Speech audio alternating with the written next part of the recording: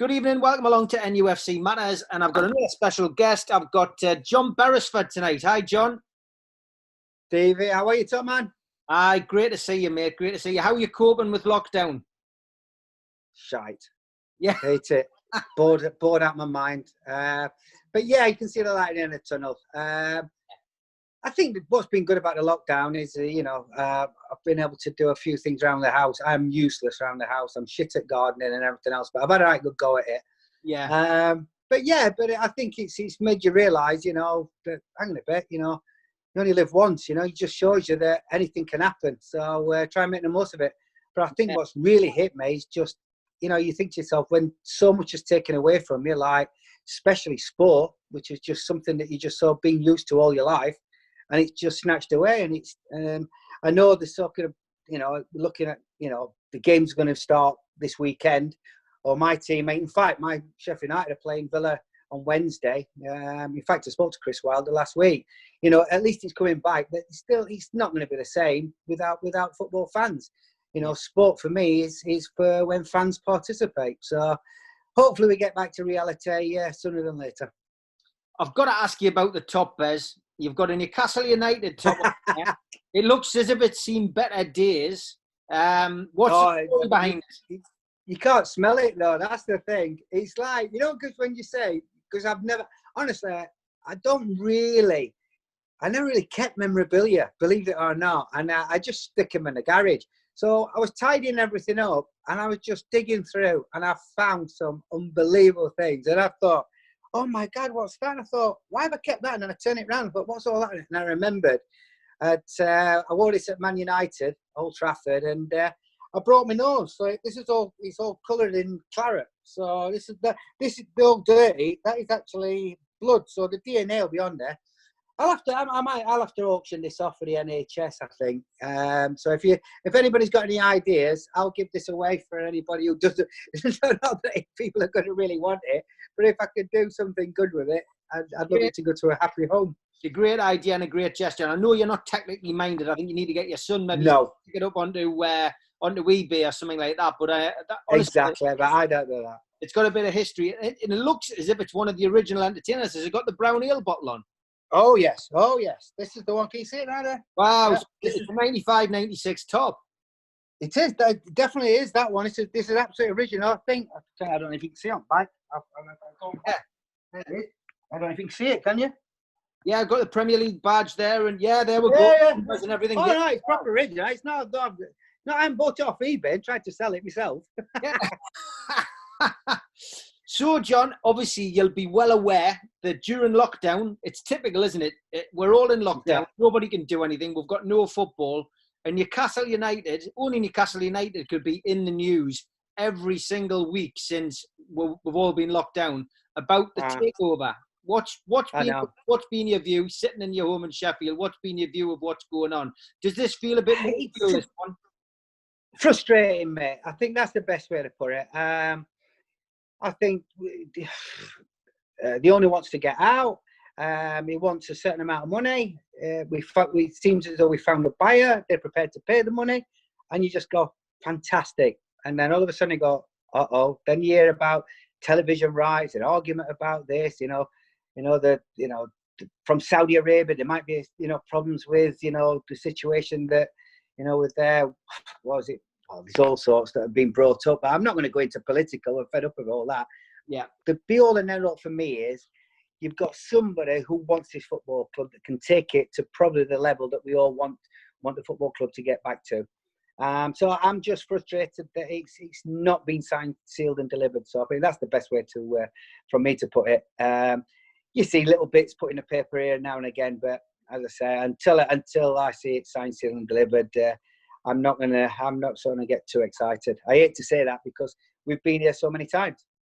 Yeah, I mean, it's just dragged on. I think that's been the problem. Yeah. Yeah, I know you're not one for social media, but obviously it's just, it's been the anxiety, I think. People have got their hopes up, but obviously it could only happen in Newcastle, couldn't it? This constant barrage of attack, I think it is, from different quarters. Nothing is ever simple as a Newcastle fan. It's not. We've always said it's become a soap opera. I don't know. I do say sometimes with certain elements of the media and I don't know, certain supporters, you know, they feel as though they want to stick the knife in. They want to. I don't know. They want it. They want it to fail. You know, that's what I don't understand. You know, they want it to not succeed. So I get frustrated. I'm same as you. I get frustrated. So I do believe in my heart of hearts. I think it's gone that far now. I think it's definitely going to happen. I think we're in a situation where Steve Bruce has had a great season, and I think, you know, there's a lot of concern that anybody coming in to buy the football club would want the guarantee that they're going to have Premiership football the following season. I suppose, you know, we're not mathematically certain yet, but we will be safe. So I just think it's looking good, and I think the fans should not get carried away, but just sort of have a wry smile, try and enjoy the football the best they can towards the end of the season, watching it either at a mate's house or wherever they can. You know, it's like me. I say I'm going to join my mates on Wednesday.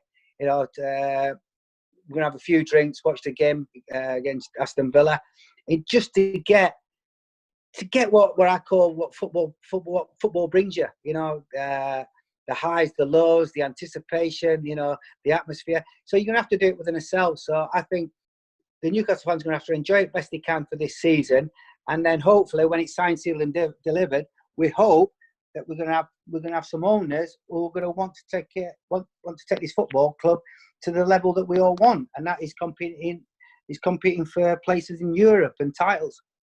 I think there's just got to be a bit of realism, hasn't there, Bez? Because really, you know, we know that we could end up being one of the, if not the most richest club in the world with these potential new owners. However, there's a hell of a lot to do at the club. I mean, we're not just talking about investment in the squad here. We're talking about major investment in the training facilities, which have been left to rot really over the last 20 years, and massive improvements to the ground, because again, that's, you know, the ground's dropping to bits, as well as investment in the team. So I think, would you say it's probably wise for the fans to be a little bit patient and not expect to see absolutely Messi? I think, but you know what? Do you know, Stevie, though, I think over the last 2 or 3 years, there's a lot more realism now. You know, I think people have, you know, I've understood that, you know, the owner's only going to take it. Mike Ashley's only going to take it to where he wants it to be. He's a cash cow, and it is what it is. And I think people have kind of gone, okay, then, we know, they love the club, they're proud of the club, and they kind of understand where the club is now. I think, yes, when these new people come in, there is going to be excitement. I'm sorry, but I've lived in Newcastle. I have lived with Newcastle people. You can't help yourself to get carried away. So don't, as much as you're going to say, oh yeah, let's not get carried away, and I say it, there'll be a point where they'll be dancing in the streets thinking, here we go. Because if they do take over, it puts us in, we're going to be, so when you go to buy players, and when you're looking for a situation of going to bid for top players, we're going to be in that bracket. You know, simple as. I don't, you know, and the thing of it is, people will want to come and play at Newcastle United. If you can get them to come up, have a look at the stadium, and if they know that they've got the backing of an owner who's going to say, look, you know, we're going to be competing with the likes of now, you know, Liverpool, Man City, Man United, Arsenal, Chelsea, you know, Leicester, and, you know, the teams up there, people are going to want to come and play at Newcastle United. You know, no disrespect to people like Burnley, Watford, you know, and teams like that are in Bournemouth. They're in the Premier League. You know, Newcastle is a big club, and it's a club that it just needs a cash injection, and it just needs to be just guided again back to the place where it deserves. And I just think the trouble is in the way football is now. I'm sorry, but you do need mega bucks. Yeah, you need mega bucks, and these people have got it. So, yeah, I would say yes, there is realism. Yes, I say you haven't got to get too excited, but I would also go, be excited. Yeah, good words, mate. Good words. I think you've already mentioned you're excited about football coming back. You're looking forward to watching it. Obviously, your team, Sheffield United, and of course, you'd be looking forward to Newcastle as well. But what's your views on Project Restart? Because it's taken a long time, and I would probably say that that's a reason that the takeover hasn't been as quick as it potentially could have been, because Project Restart has been the most important thing for the Premier League to sort out. But what's your views? Yeah. Are you in the camp that you think the season should have been finished and you wanted to see it finished? I mean, a lot of people were talking early doors about getting it cancelled and postponed and moving on, you know? No, it had to be finished one way or the other. It had to be played out. None of these points crap, weighing it up, percentage wise, in the lower leagues, I feel sorry for, because it works for some and it doesn't for others. You have to play it out. Okay, you don't get the atmosphere with the games, but it was like they made me laugh, some of them. There were certain players or certain people, representatives of certain clubs, were like, "Oh no, finish the season now." And I'm thinking, yeah, people like the Brighton owner, he was desperate. He was loaning his football club out for the NHS, and it's all about the lives and all this and that. And I'm saying, yes, fantastic, mate. I know exactly what you're doing, and I think you're a great guy.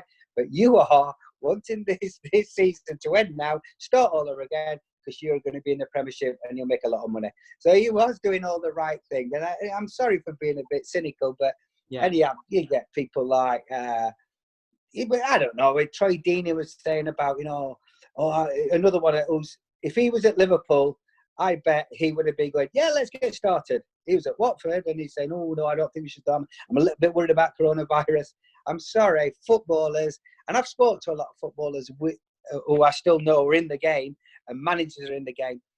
The protection that the footballers and football clubs get was second to none. So I fully understand that we had to be careful, because of if you've got loved ones that, you could be connected to, then I would have just said to Troy Deeney, okay then, but don't go near them, You're going to get tested. And if you've got any little signs, then just stay away from anybody who's vulnerable.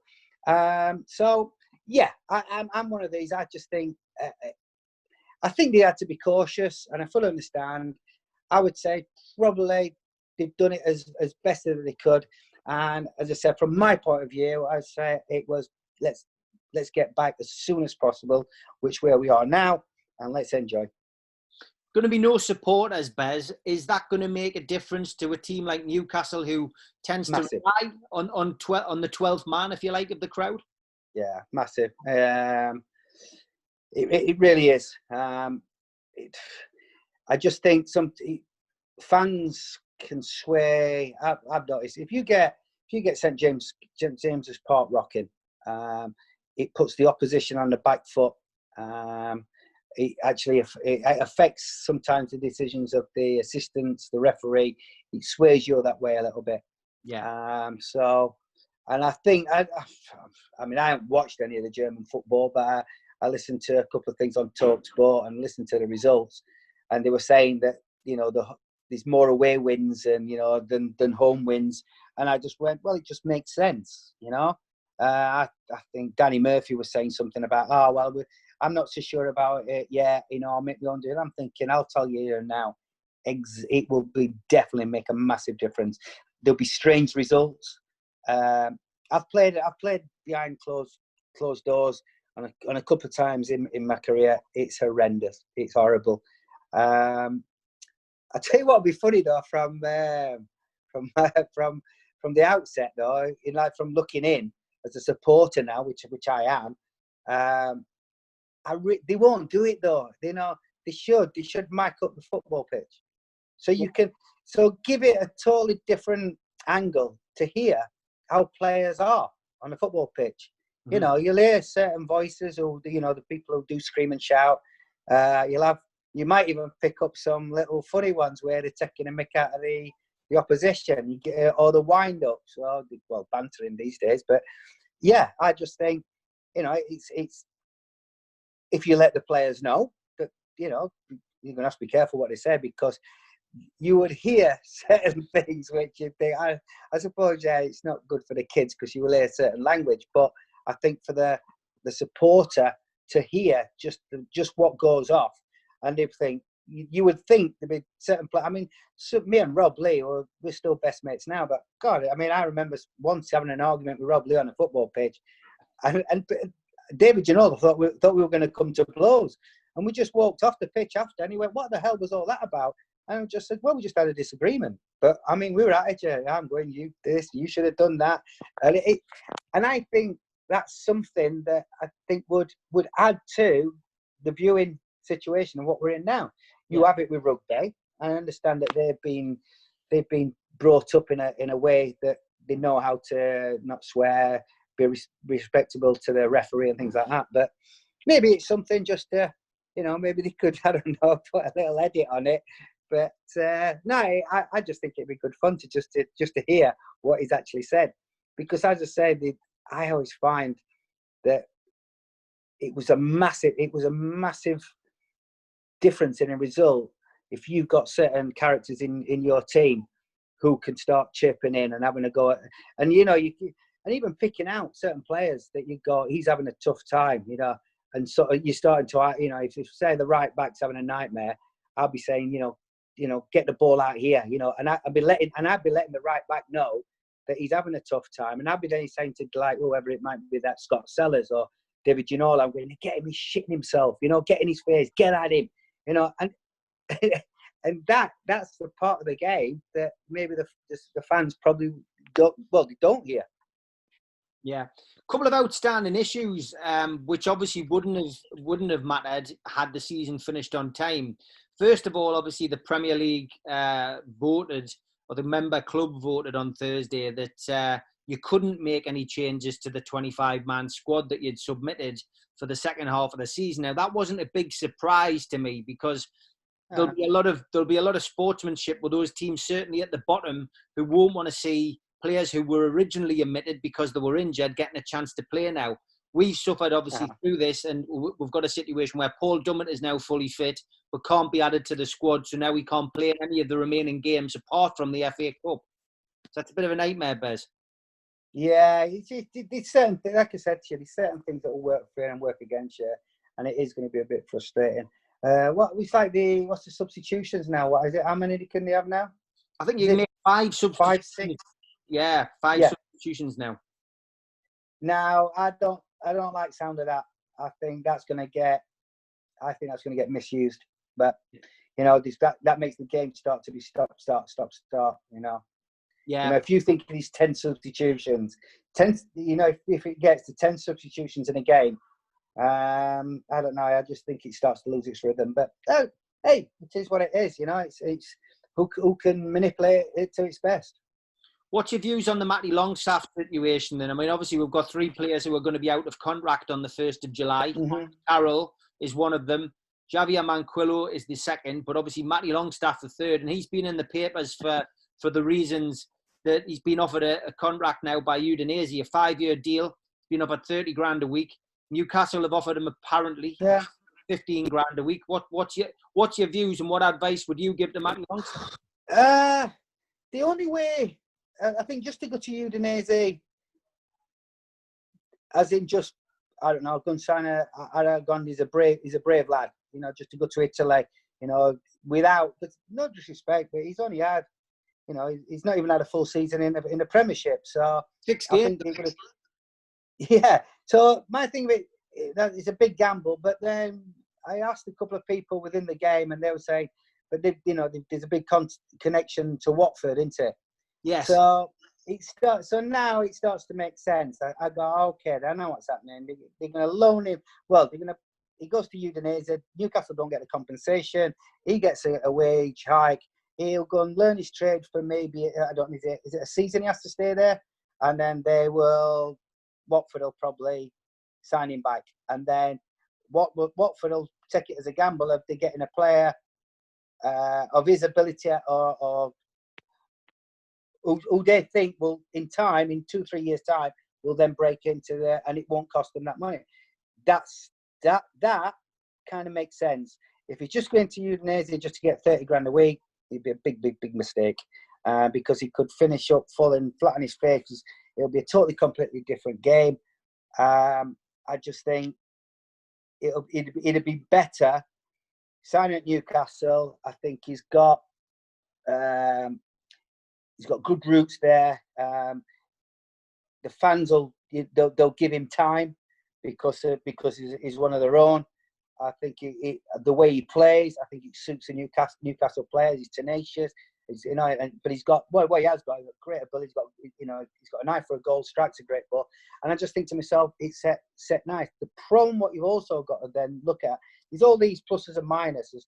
But he's also going to then look and well, if Newcastle are going to get the owners that they hopefully want, then he probably is not going to be close to the first team.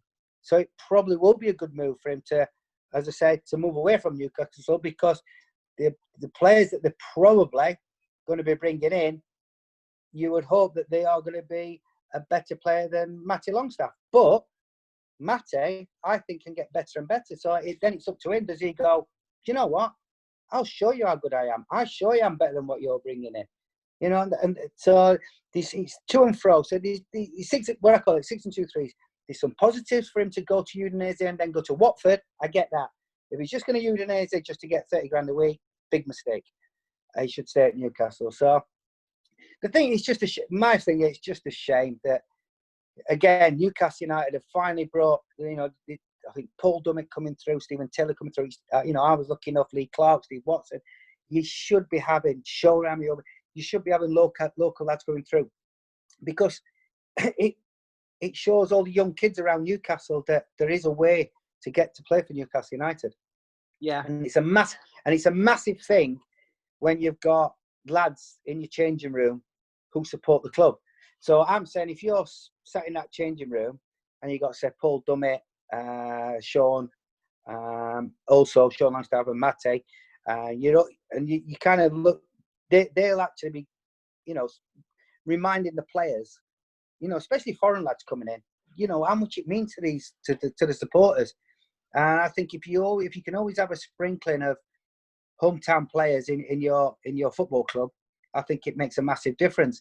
And I'll say that, even when you go right to the top, I think like Liverpool this year, Alexander Arnold, you've just got, he brings that, that Scouseness or that Geordiness into that football club.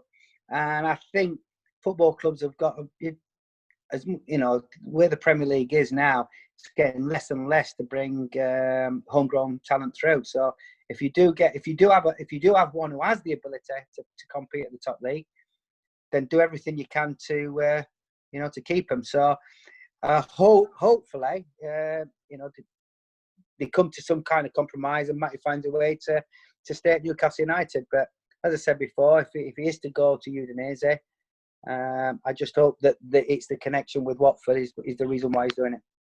The other player that's splitting the fans and players alike is Andy Carroll. I mean, he's come out and said that he would like to stay. His contract's up on the 1st of July. Has he done enough to warrant staying? I mean, he hasn't really played many games. Not really. I mean, I love Andy. I think he hasn't done enough to stay. He's not, he's injury prone. He's not going to get any fitter than he is now. So it's going to be tough for him.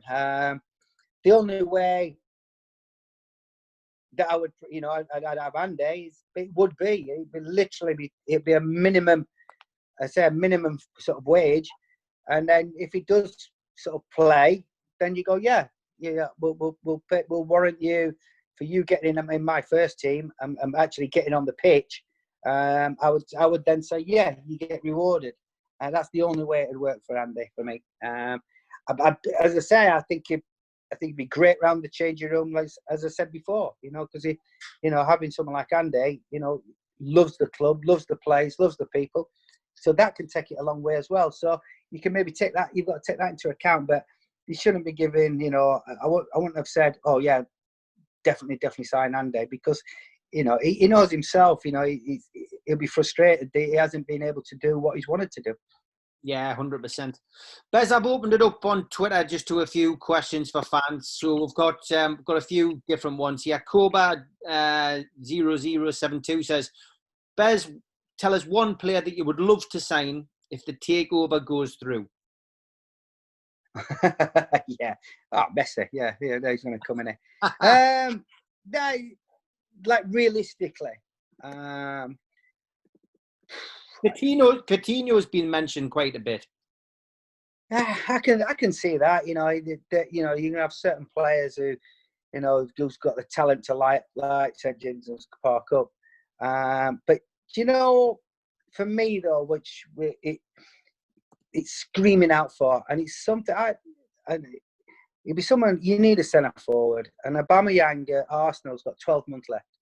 Yeah. All right, he's got 12 months left at Arsenal. I think he's just got that's something special. You know, he'll get you goals, and it's the one thing that Newcastle we're crying out for. We're absolutely not crying out. We're screaming for somebody who can put the ball in the back of the net. So yeah, I'll be banging on Arsenal's door and saying, can we come to some agreement for him? Alan White says, who do you think's been the best left back since you left Newcastle United? Since I left, right?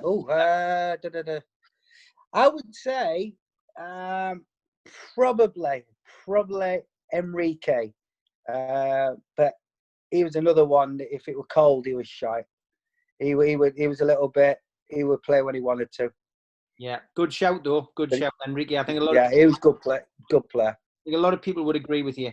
Grazut68 says, did Bears love playing with Ginola, or did he feel a bit exposed defensively? Both. Both. Of course he was. I was massively exposed. But I knew I was going to be. It weren't a problem. I loved playing with David Ginola. Some days, I just had a stroll in the park because he was just genius. At St James's Park, it was easy as it, you know, especially when you're on the attack all the time. But when you're playing against the top teams, you got to remember, the opposition know that Ginola's not going to come back. So what they do is they double up. So I was lucky enough. Kevin Keegan used to say, Bez, don't worry. I know you're getting two'd up. Do the best you can. Try and slow him down. And he says, we believe that when we win the ball, we give it to David Ginola. And we believe he's going to create more than what they're going to create down the right. So I kind of knew exactly how it was going to happen. You do get slightly frustrated in certain games. But no, mate, he was genius. Love him to death. Stuart Fraser says, does he think about not getting an England cap? I thought he certainly deserved call-ups and a cap. Also, who was his toughest opponent? Oh, yeah, I would say that was the only sort of biggest, not regret, because I loved everything about football, but yeah, my biggest disappointment, I just never got a chance to get on. Yeah. I was sub once for England. At the time, I couldn't really argue as well, because Stuart Pearce at the time, doing Graham Lasso, were, you know, I would have said, yeah, top left back. So I kind of knew the situation. I got in a couple of other squads, but it wasn't to be. And the thing of it is, I get slaughtered, especially with people like when they do like all these. Well, it's like Harry's Heroes, isn't it? You know, you get all these get-togethers, and ever since I've packed in football, Rob Lee will always ring me up and go, Bezo, I'm going on this trip, and I've got this trip, and then he'll go, oh, yeah, I forgot you didn't get a cap, did you? I'm thinking, you bastards. So I get reminded as well that yeah, unless you've got that cap. And then, you know, it kills you as well, isn't it? I think just after I retired, Phil Neville became left back at England. Oh, my God, give me a break. Tino Vickers, he says, how often were you mistaken for Warren Barton? Well, in fact, I think it was this game where I wore this shirt as well. Funny, Adam Roberts messaged as well saying, didn't Warren Barton get booked because the referee thought it was John Beresford? Yeah, I got sent off. They booked Warren Barton, and then I got booked after, and he thought it was the same person, and he sent me off. And I'm not sure. I think it was that game. And then the referee then realised, because I looked and thought, well, he's sending me off for that. And then he realised, and then he sort of written it off. So yeah, only a couple of times. David Clark says, how do you feel looking back on the failed transfer to Liverpool, which then saw you sign for Newcastle with Kevin Keegan? Yeah, mate, blessing in disguise. At the time, don't get me wrong, absolutely distraught, devastated. I was thinking, what the hell, I thought my chance to play at the top, I was signing for Liverpool, who just won the FA Cup. They were in Europe. People like John Barnes, Ian Rush, and that they were Jamie Redknapp, Mickey Thomas, all the top players were at the time. And then I failed the medical, but as I said, then I was loading a snake's belly. But then Kevin Keegan phoned up and said, "Come and join me at Newcastle United." And the funny thing is, when I met him, which I met him, and he said, "You're going to sign for me?" He says, "We'll get promoted this year because we're in the Championship." He says, "When we're in the Premiership, we'll get in Europe. I'll get in the England squad." And I'm thinking he's on drugs, and he delivered. Everything he said in my first ever meeting with him came true. And he didn't just sell me the dream, sold it to all the other guys. Came. I look back at Barry Venison, Brace, and then you get people like Scott Sellers, Rob Lee, Andy Cole, and it just kept building. And it was like you getting the Beardsley, Albert, Ginola. It just went on, and it was just the greatest time of my life. It was just phenomenal. Colin asks, what was the greatest moment that you had in a black and white shirt? Oh, I know there is so many to mention, but these silly things, like I think I remember when we got into the Premiership, and we were playing at Anfield, and because I'd failed the medical, you wanting to do well. Anyhow, we won the game 2-0. And I thought, right, I'm going to make a point here. So I went down to the coach's room, which at Anfield, which everyone who knows about this, legendary coach's room. And I knocked on the door, and I just thought, I've got to go and see Graham Summers, who was the manager who wanted to sign me. And I knocked on the door, and they're all there, Ronnie Moran, and I was like, I said, I've just come to say, I wish I could have signed for you, but thank you very much. But it was a little bit sarcastic as well. Yeah. I was going to say, you missed on it. And he went, no, he went, Bez, he says, can I just say, I'm glad it's turned out for you. Because, this was like 18 months on. And he said, you do know it weren't me who failed you. I went, no. And then I remember coming out, my mum and dad were waiting for me because I was going back to Sheffield. So all the lads had got on the coach. And I remember coming out of Anfield, because my mum and dad had, hadn't got a car park space, we had to walk quite a way past Stanley Park and everything else. Yeah. And there were hundreds and hundreds of Newcastle fans. And I got mobbed. I got absolutely mobbed. And they were carrying me down the street. And it's a little, you're just thinking, what the hell is going on here? And it was just like, different moments of just realising that, it was something special, And then, as I say, I think we finished third that year.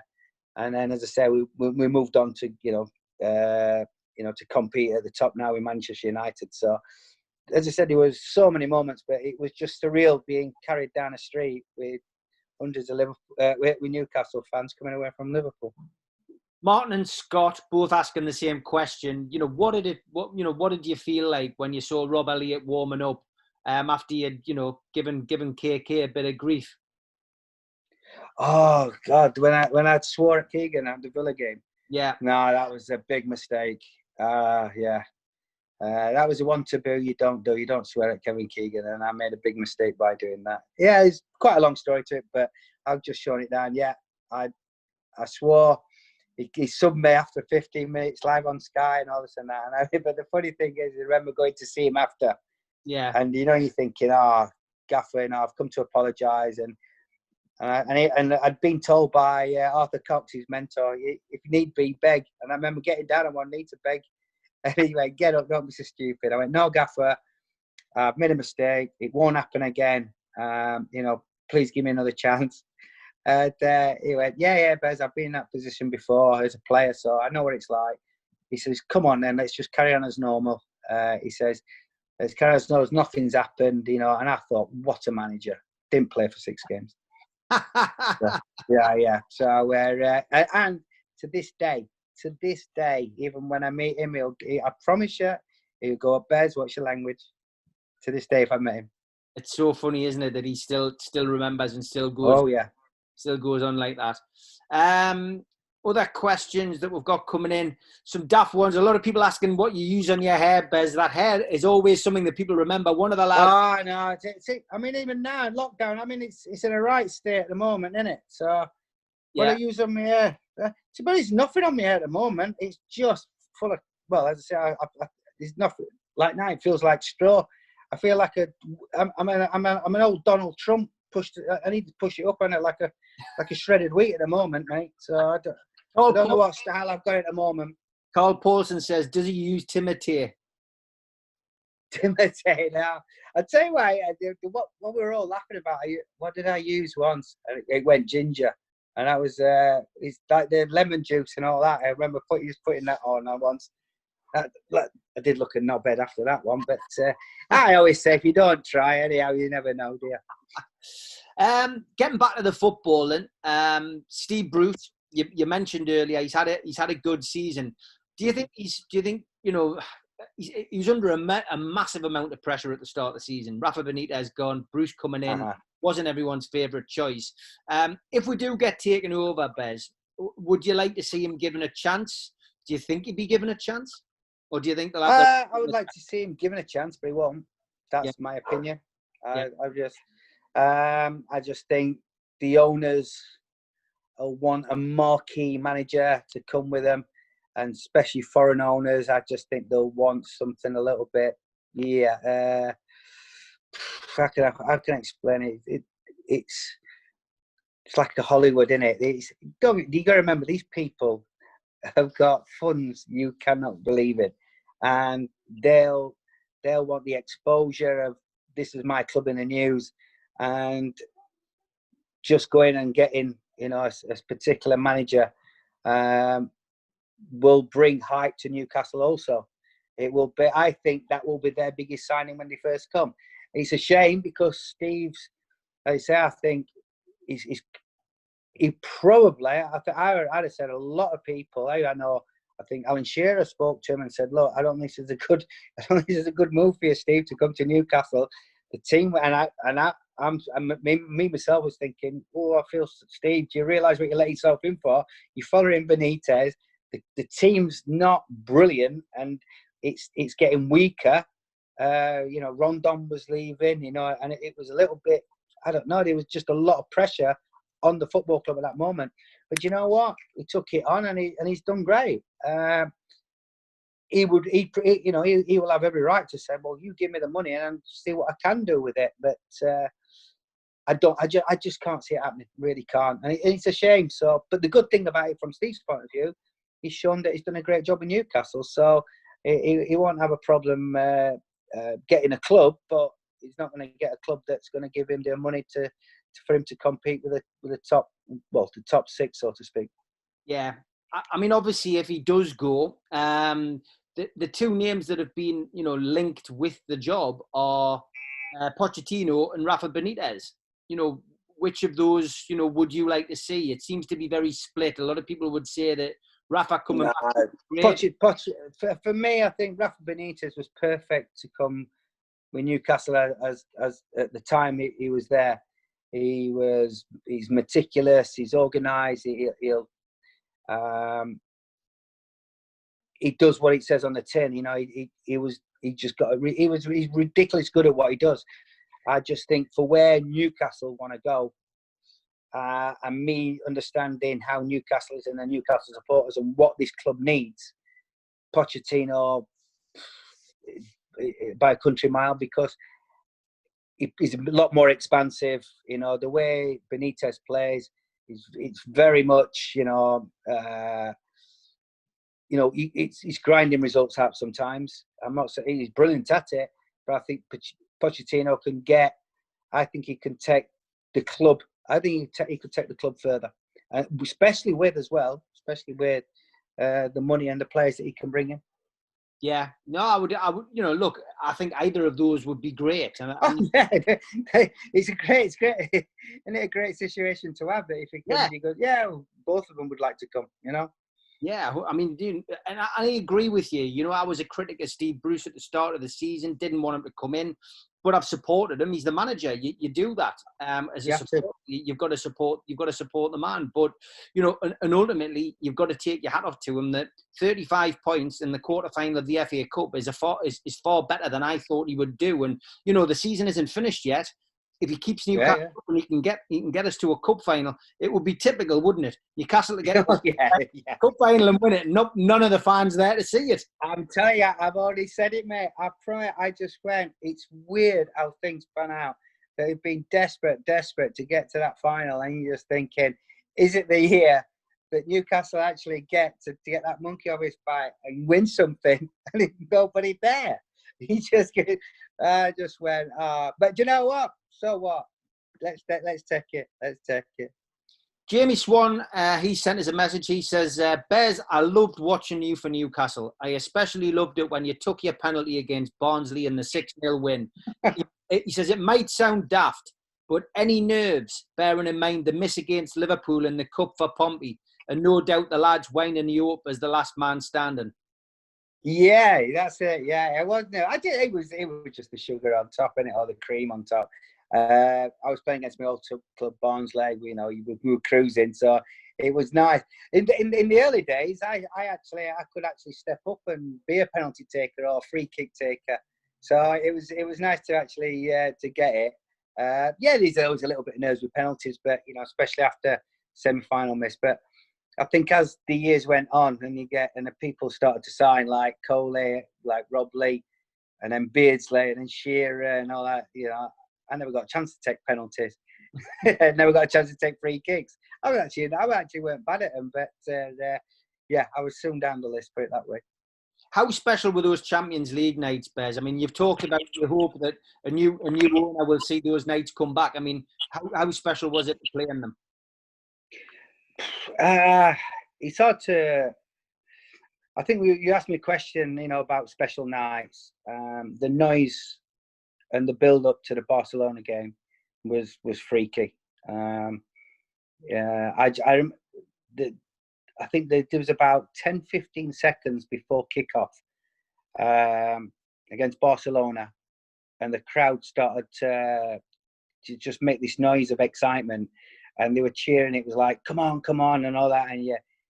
And I just, all my hairs on my arms started to stick up, and you just felt this adrenaline going through you. And then the referee blew his whistle, and this noise blew out, and I just looked up, and I'm playing against Luis Figo, who's the captain for them, and he's like, you know, European Player of the Year, and I'm just thinking, enjoy this. I can remember thinking, so enjoy this. And then, as I say, that was a special night. I mean, Tino, Keith Gillespie was on fire. And as I say, it was just, a moment to treasure. Yeah, I mean, fantastic. Great as a fan to watch them, and hopefully they come back. If you could sit down with, you know, the potential new owners, what would you say that they need to get right that Mike Ashley's got wrong? You literally you start right there at the root of the club. So you go to the academy for a start, and you speak to whoever's there, and you find out what can be improved, and you've got to look to ask the right people as well. And you literally start from there. You start to get, for me, you start to get the soul back into Newcastle United. You need. I tell you, the blueprint is Manchester City. I know it says. I know lads who work there. You know, ex-players. So what you do is you get players from all across, from who've been players at the football club. You know, ex-players going up through all the generations. You get them on board to work at the club itself, to mix with the fans.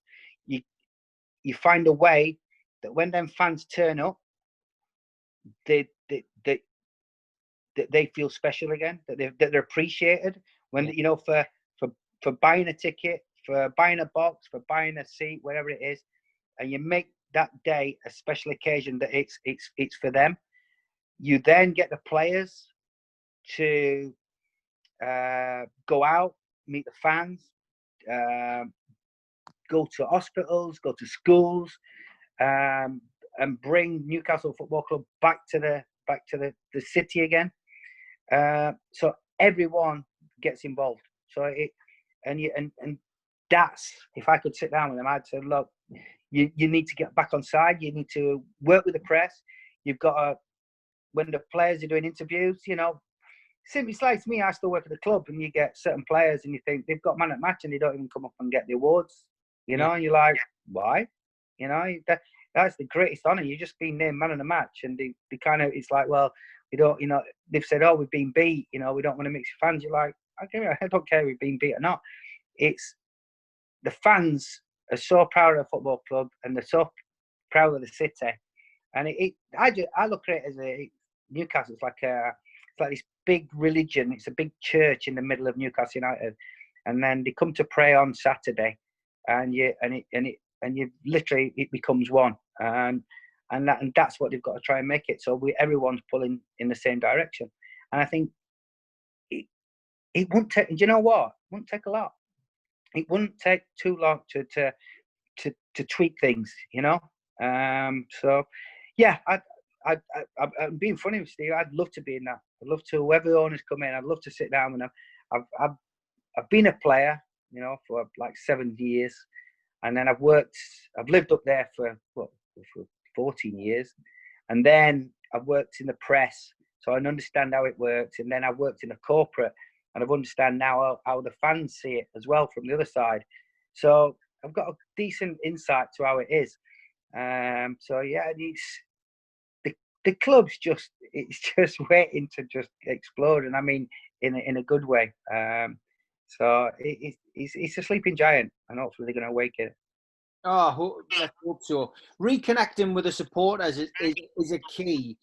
Massive. There's been a lot of talk about ambassadorial roles, which is something that the club don't do. Would you like to see somebody like Kevin Keegan come back to the club in that kind of role? Yeah. I think there's so many, positions that of sort of like where ex-players, managers that could add so much to the football club. And I just, it's silly little things, isn't it? It's like, like the academy at Newcastle. So like, my young one's at the academy. So I've been watching the academy for a few years now. Yeah. And I don't want to be a coach, right? I don't want to be a coach. But even I've said to the academy, look, I'm here. I'm coming to watch training anyhow, because my lad's here. Would you like me to take the fullbacks? Whatever age it is, whether it be the 8s, 9s, 10s, 11s, 12s, right up to even if you want me to take 18s, I'm here. I know that just give me 2-3 sessions with any age group, and I'll make him a better fullback. I know I will, because of all the experience I've got. It would make a difference. And I asked a couple of times, and they never got back to me, and I find it bewildering. I don't know if there's any confinements of why they don't. And it's not just me. It's like, I know there's Lee Clark, his lads at the club. Lee Clark turns up to to watch training, and we're not. I don't even want paying. I'm just saying I'm here. Yeah. So I finish up. I watch a bit of it, and then I go for a jog, it's funny how it's sort of like a lot of the people say, oh no, people don't want ex-players to get involved. They feel as though they're pushing people out. And I just think, yeah, but I speak to other football clubs, and you get even to the point like Middlesbrough, a lot of ex-players are all involved. They always get them in. It just makes a difference. Don't get me wrong, the young lads won't have a clue who I am. but that's not a problem, you know. But if I can go in and just coach him, and then he goes home and he goes to his dad, oh, by the way, this old bloke called John Beresford came in and taught us today. All of a sudden, he might go, oh, by the way, he weren't bad, by the way. And then all of a sudden, if I can then give him just a little bit of a nugget to go, hang on a bit, Dad, oh, I didn't realise I could do this. Because in no disrespect, some of the coaches do pass coaching badges.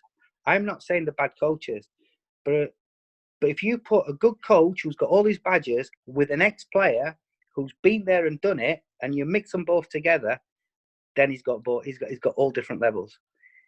I know I would be able to give so much to the football club, but you can only offer it. If they don't want it, then I'm not going to go begging. I'm not going to knock on the door.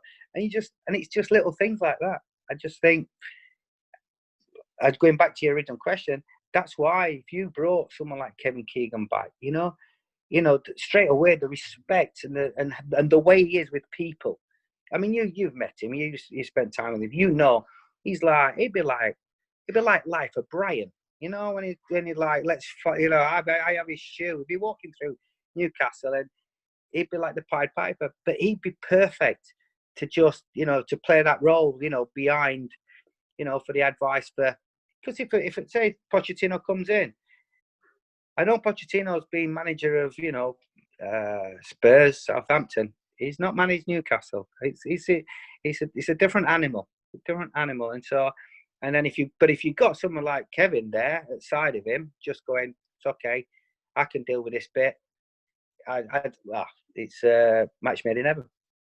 It's going to be interesting, isn't it, in the next couple of months? And you know, we all expect the takeover to go through. I think the fact that the fans haven't been out of 20 Premier League clubs, 19 fans have been told what's happening with their season ticket money. Been no response from Newcastle whatsoever with the fans. I know.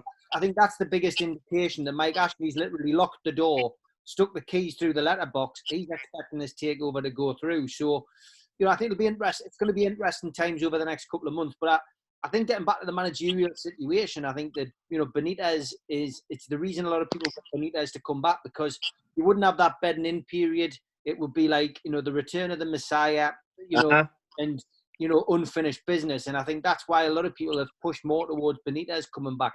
And I think that I can see it. Could be that connection as well with the players, because I think when you look at the team, there's still most of the players who will know and who will know him, you know. So there wouldn't be that unsettlement in the dressing room either, you know. No, I think that's what I'm saying. It wouldn't.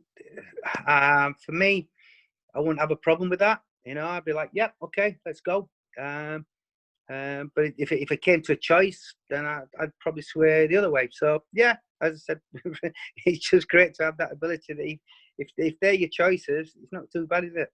No, it's definitely not, mate. So obviously, our first game is going to be Sheffield United at Park. So I think it's 2:00, isn't it? Yeah, it's on Sunday, of course, and Newcastle having a few extra days of training. How do you see that going, Bez? And I've got to ask the question, I mean, what do? You know, as a Sheffield fan, I presume you must have to support Sheffield in that game. Yeah, it's a weird one, but yeah, because it's my club, you know, you want Newcastle to do well, but, you know, Sheffield United, for me, it's my football club, you know, it's so supported, and so, and it's made it a lot more special over the last few years. It's because my mate's manager now, you know. I've played under Chris Wilder for a few teams, believe it or not. He played Sunday League when his first ever manager's job was Sunday League. You've had two Sunday League managers, Chris Wilder and Steve Rafe. There you go. That's it. It shows you, isn't it? Yeah, I'm in good company. And we actually did play Sheffield United kit, believe it or not. But yeah, so for me, it's because Sheffield United have got a chance to do what we did when we got promoted, and everybody said it's impossible to do it to get promoted and then, you know, compete for Europe.